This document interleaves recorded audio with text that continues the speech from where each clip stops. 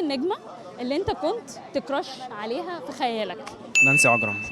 نانسي عجرم وهيفاء وهبي. لم تبقى لي حب. افتكروا ان في ما بينك حاجة انت وميان؟ اي اتنين بيشتغلوا مع بعض لازم هيجوزوهم لبعض، لازم ويطلقوهم لبعض لازم، فاهمه؟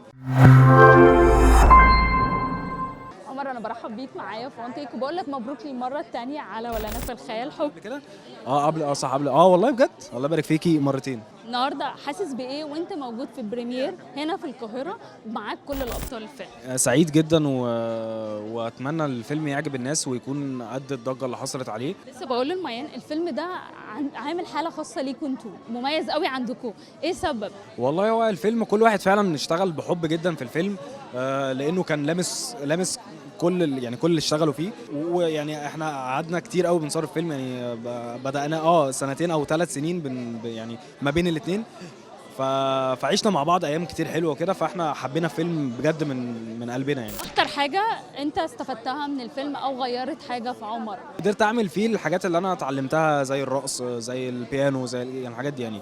ناوي تقدم بقى في يوم من الايام فيلم استعراضي، بما ان حوار الرقص ده انتوا قدرتوا هنا تعملوه في ولا انا خيال حب؟ اكيد طبعا، اكيد هعمل كده. طبعا. أي. طيب هتقولي عن التعاون مع ميان ومع احمد السعدني بعد ردود الافعال اللي انتوا شايفينها كمان على السوشيال ميديا من ساعه ما الناس اصلا اتفرجت على الفيلم في الجون؟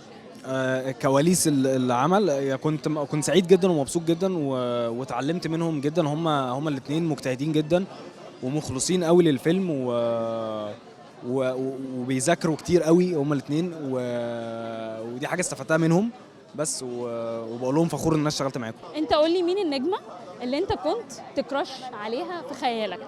نانسي عجرم. ما بينك وما بين ميان على حوار لك؟ ايوه نانسي عجرم فعلا. لك انا لا، ما نانسي عجرم ما فيش كلام. لسه ما زال نانسي عجرم وهيفاء وهبي وفي كده في كام حاجه ايه. على قديمه.